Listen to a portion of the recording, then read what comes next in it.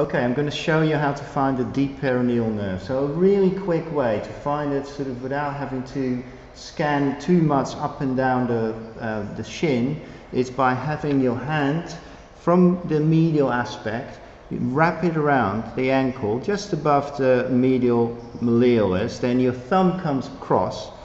I then put my probe just right in the middle of the shin here, and then I'll have a good look, and then what I can see is I can see the extensor digitorum muscle, and next to it, a bit more medial, is the extensor hallucis.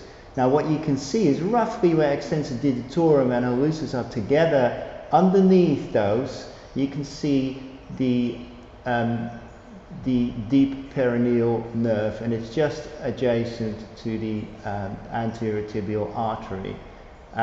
In order to evaluate it further, you can move it up and down and you can see exactly where you are. But this is a really quick way to find it and not get too confused. What you can do when you scan up, you can actually see that the nerve traverses the artery, which is again a very typical sign of the deep peroneal nerve doing that to the artery at that level.